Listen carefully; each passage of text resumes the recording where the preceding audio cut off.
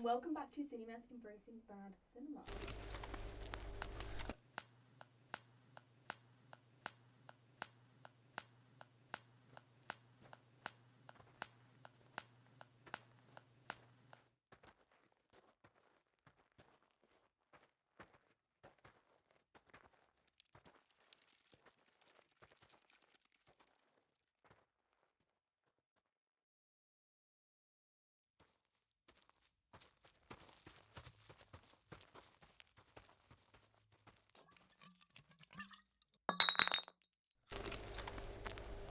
We have 10 minutes to talk about a short film. Jess, hit the timer. Perfect. Timer started. We have 10 minutes. Well, 9 minutes and 54 You do know seconds. reciting the time eats into our time as well. Well, then don't mention it. Yeah, that's a good point. Okay, good boy.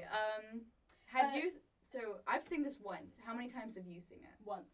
I only just discovered it, like, recently, when I was going through Disney Plus's, like, short film collection. Yeah. So, with a runtime of 16 minutes. Mm-hmm. Sorry, I just cut you off then. No. Did you have anything you want to say? Well, okay, so we've already put the synopsis in the video, so if you haven't watched that, you're a loser. Go watch it, or go on Wikipedia. No, I'll put it now. Roll the synopsis. No, earlier. Don't contradict me, okay? Anyway, like I said, if you didn't watch that, you're a loser. If you can't be bothered to watch it. Our audience. No, I'm gonna be mean, okay? We have restricted Wow. time. Go to the Wikipedia page or something that said. Anyway, Good Boy on Disney Plus. I was really surprised that Disney Plus has a bunch of short films on it. Yeah, it's actually, they have a huge collection, a part of their Launchpad series, which we'll talk about on a future episode. But, Good Boy, it's not just on Disney Plus, you can watch it on YouTube. Mm-hmm. But with a runtime of 16 minutes, Good Boy is a 20. This is already in the synopsis. No, the synopsis is just of what's in Okay. This is a different part, Jess. Oh, I'm sorry. Okay, we can't argue. We don't have time to argue. Keep going. With a runtime of 16 minutes, Good Boy is a 2023 short comedy drama film. It is written and directed by Tom Stewart and starring BAFTA winner Ben I'm not going to say his last name. I'm going to get it wrong. Mm-hmm. Marion Bailey's also in it. Yeah. When the film started, I was like, hold on. I recognize this guy. That's a guy from a very British scandal. And This is Going to Hurt. This is Going to Hurt. I love that show. That's where I know him from. See, I kept thinking he really reminded me of the actor from Umbrella Academy. Oh. Who plays Klaus? Klaus? Yeah, who's the actor who plays Klaus? I don't know, the guy from Misfits. Yeah. I know he's Irish actor. Robert Sheehan? Yeah, that's Robert Sheehan, yeah. Similar kind of energy. I think it was the fur coat. Can I just say, I love the wardrobe in this film. Oh, it's so good. It's also the set design, just like the caravan. I love a unique kind of one location based film. And the caravan had a lot to say. Shall we start with the caravan? We can start with the caravan if you want. Because you know me. What were your initial thoughts? Well, you know me. I'm very into like set design and like story. Yeah. And I think you're very much into like technical aspects of short film, kind of. So, needless to say, I love the caravan because it kind of, you see all the stuff that the character has like packed in to the van, and when you find out about the eviction, you're like, oh, this is everything. Yeah. I think it also made it quite tough for me to figure out when this short was taking place because of the caravan. Right, because he's hoarded everything in his caravan. Tiny, by the way. And it's all about the process of him having to let go and and heal from his grief. Heal with his grief. Yeah, because it took me like a hot minute to figure out the mum was dead. Right, because you start off with him about to rob a bank with his mum. And you're like, what?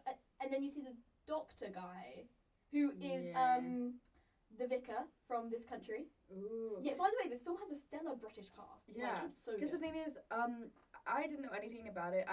Whenever we do these like short films, I don't read the synopsis before we watch. I just watch it. Yeah. So I was like, oh, cool, he's going to rob a bank. And he has this. They're in this kind of sort of 60s, 70s aesthetic van.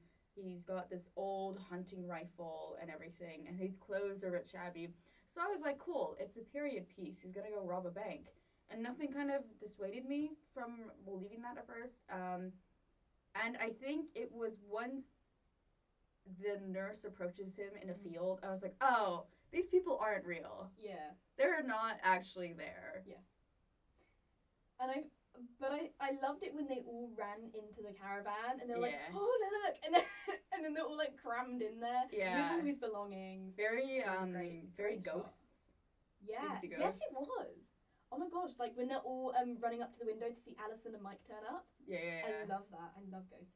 I also want to say like it balances comedy and like the topic of grief really well. Like I think it's hard to get that balance correct, like between like a serious subject and then having that comedic element.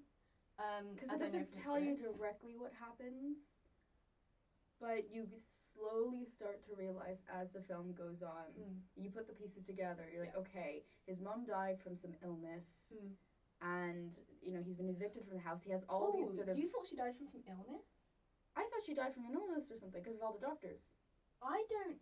No, okay. That was my interpretation. I knew she had died, but I didn't look into like how she died. I thought maybe these doctors had just been with him like throughout his life.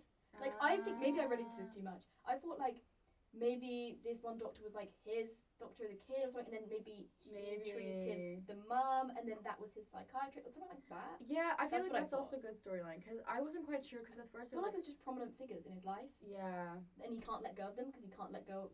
He can't leave. It's like the stuff. He's like hoarding the memories. Yeah. And I really like the moment, just to sort of skip ahead, where he's got a date scheduled, and he sort of turns around and he says, "Mom, you can't come." Yeah. Which I feel like there's this kind of like joke in a lot of media these days about sort of like the mummy's boy and the whole thing about like, you know, like the whole like mothers at their like son's wedding and all this stuff. Yeah. So it kind of fit into that joke of like, oh, the mother who's so attached to her child that she'll come with him on the first date. Yeah. You know, there's that little joke, but also like he can't let that grief hold him back from sort of a new stage of his life. I thought it was very well. I just really liked what the line signified. Yeah. And I think that, do you think, Jess, that this story could have been told in like a feature film and you'd gain more out of it? Or do you think it's like better only being 16 minutes long? I think it was better being shorter. Yeah. That sparks a you know, like whether short form content is better than long form. Yeah. I do think short form is better because you're going to get more audience engagement because our attention spans are so bad nowadays. I think like also, our generation. What happens with like, you see this a lot at film festivals, people will make a short film and then it will become a longer feature film, like just out of his test for idea. That happens with you know, theater camp. Yeah. It was a short film first. Oh, was it? Yeah. Oh, I love theater camp. Yeah, so then basically I think Ben Platt was still involved with the short film. Okay. I think someone's got a copy up on like YouTube or Vimeo somewhere. I'll have to have a look. Yeah, but they basically then took it and expanded it. Future shorts episode. Yeah, they took it and they expanded it into a film. It's how people sort of. It's sort of like a pitch for films sometimes. Yeah. And that can happen. Well, you'd make a short form version. Yeah. That happens with a lot of short films. It's like a pilot for a show. Yeah, and I think a lot of times when people are making short films, there's sort of like a tendency to make a cliffhanger ending. Yeah. Because they want people to be, you know, feel like, oh, I want more. Yeah. Or to make it dramatic. But I actually quite like short films where it is a self-contained story. And I feel like for this film, it benefited from being short. Yeah. And it benefited. I think we got the full story. I think if it was a longer film, we would just get more backstory. And we didn't really need that. That's a good point. It would have gone into like the mum's death, his childhood, the house, losing the house. Yeah. And he would, you know, have a job that he's going to lose or something. And there'd be this new relationship. There would be a scene where the new boyfriend breaks up with him because he's always in his head or like something like that.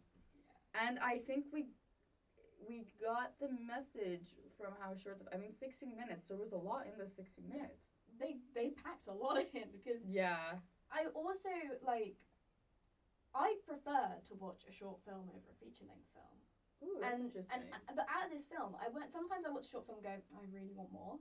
But it's not in like the form of like a feature film. It's like I would love a series based on this. But with this film, I did not think that. I was like, I don't want to know anymore. I felt like this is like closure. did you feel like satisfied like when it finished? Yeah, but I feel like I was on the journey of grief with him. Yeah. I'm like, oh my gosh, I want to know what happened to these people, but I also don't because now he's come to terms with it. Yeah. And I don't want to bring that back. I got too invested. I think almost by you kind of know that if you were seeing more of him, he wouldn't be doing well. But by him kind of walking off the screen, let's say, you know, his life is gonna be figured out. Yeah, and I loved how the beginning was just so like the mum's like, are you ready? You don't have to do it if you don't want to. And he's like, oh, don't, grabs a gun, goes to go rob a bank. I'm like, what? That's got my attention immediately. Little did I know, it's a story about grief. Yeah, that's the only thing I want an answer to, is maybe more about the bank robbery. Why? But I think if I watched it again, I would probably get that. He's doing it so you would have the money to pay for so you can keep the house, basically. But then if he keeps the house,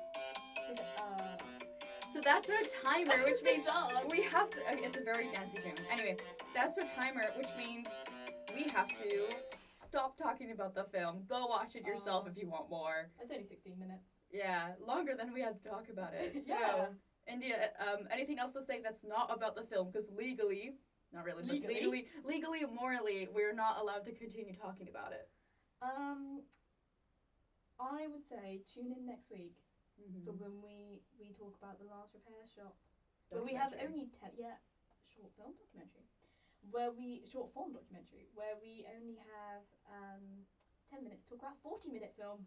Yeah, we're really making it more difficult for ourselves. And other than that, if you have any short films you want us to cover, put them in the comments. I mean, we've got a list up. I think also one day I really want to do student short films that we find on YouTube.